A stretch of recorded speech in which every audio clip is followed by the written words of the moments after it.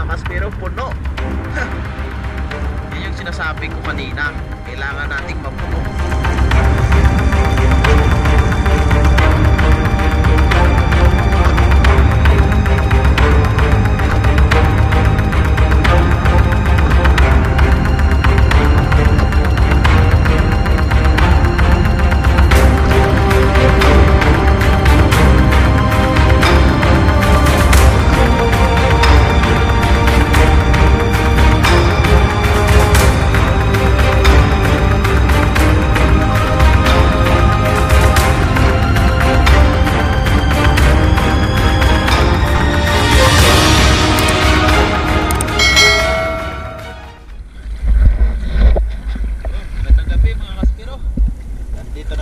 Sa laot ngayon.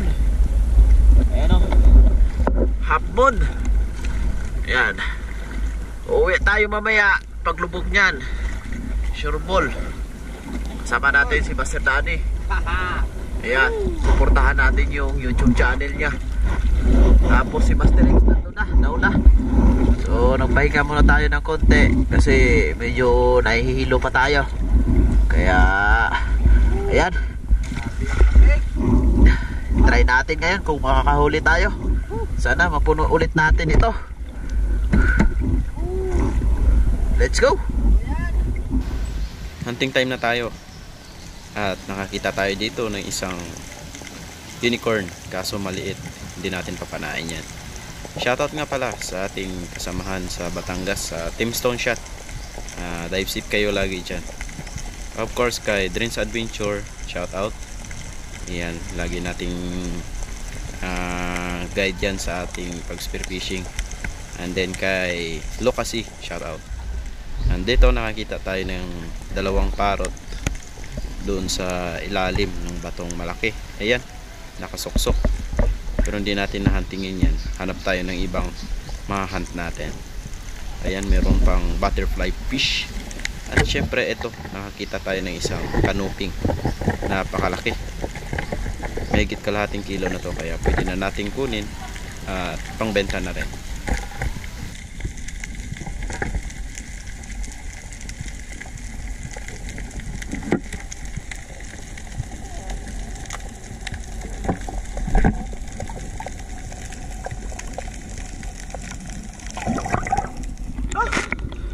Kanuping laki.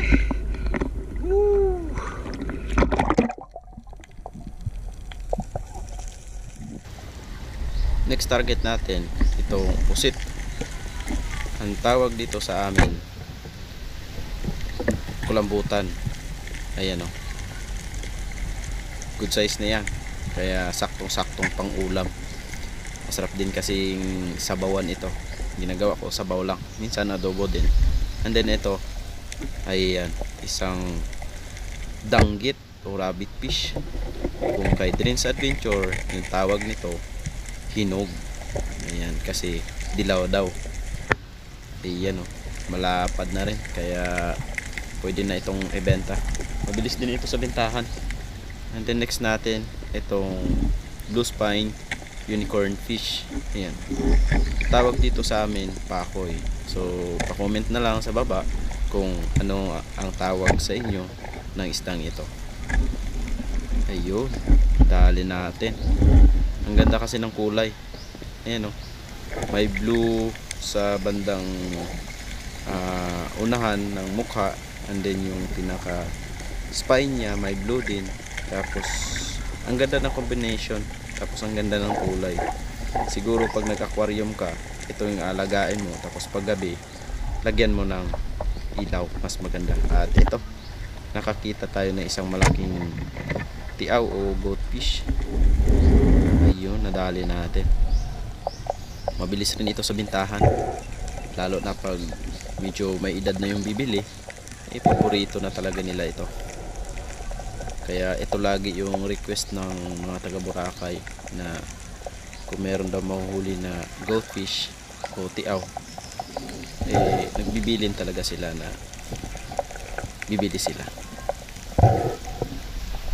And then next natin nakita itong isang pakoy ulit o unicorn. Tumago pa. Ayun, sa pool pa rin. Stone natin siya. Tama natin yung pinaka-spine niya. Kaya hindi na nakagalaw.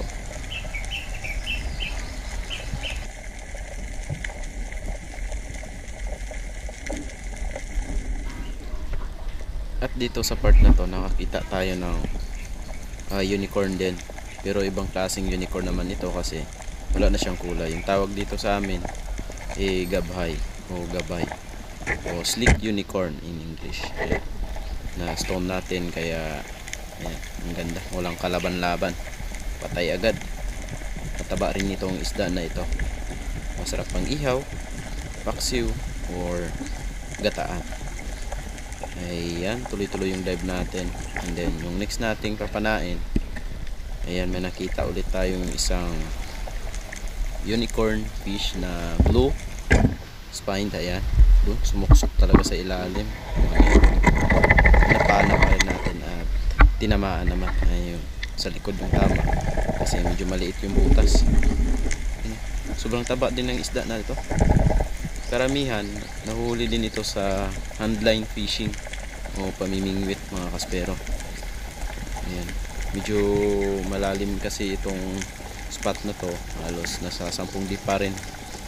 At mahirap din mamana kapag malamig yung tubig kasi hindi ka makatagal sa ilalim kasi yung katawan natin ay inabot na ng lamig. Yeah.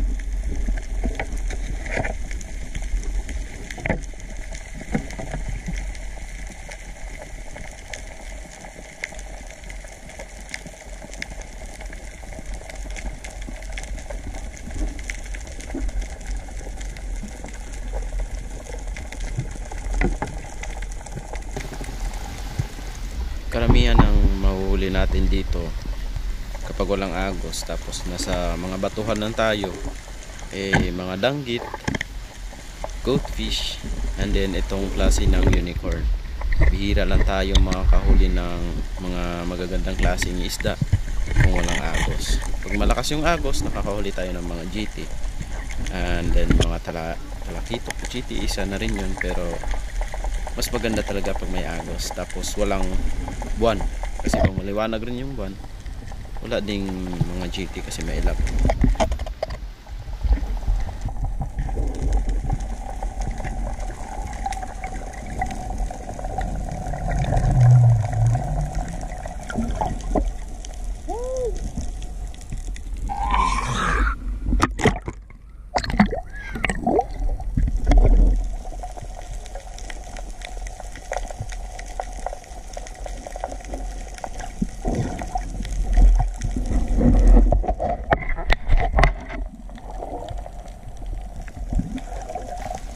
Bali sa dive na to, nag-ilaw na agad ako sa taas para ipakita sa inyo kung gaano kalalim itong sinisisid namin.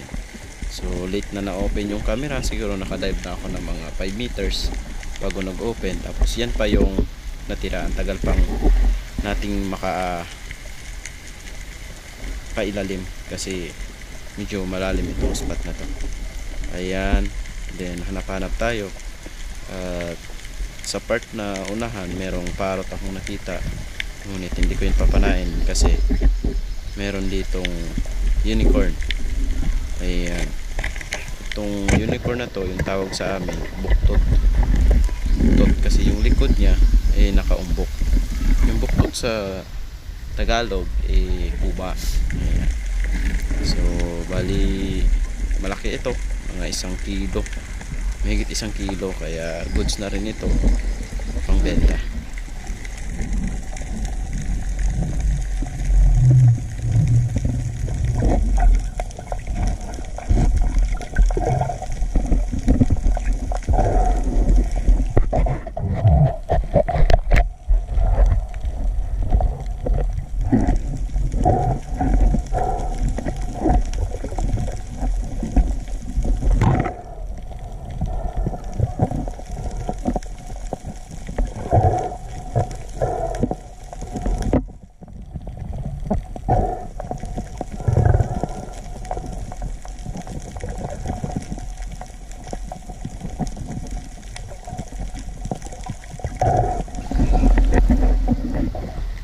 At ito na yung last hunt natin.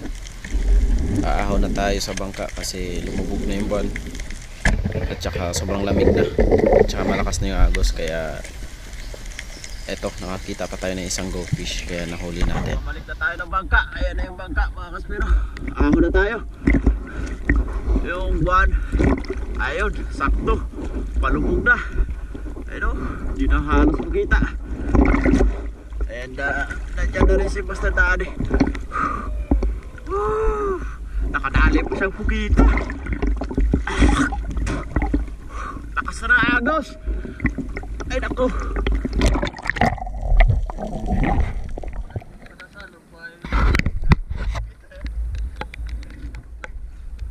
Grabe mga kaspero, puno.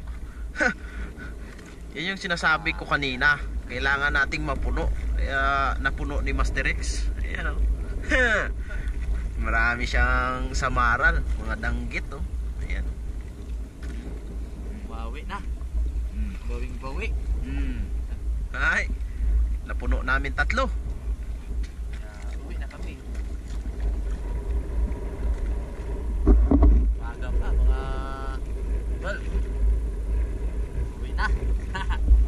Ay, makabana pa tayo sa tabi nito. Kwartang linaw na, kwartang linaw. Shoutout nga po pala kay Kasalong TV. And then kay Arnel from Manok Manok Proper. Shoutout bro. And then kay Tubito Matiliano. Shoutout taga-Hambil.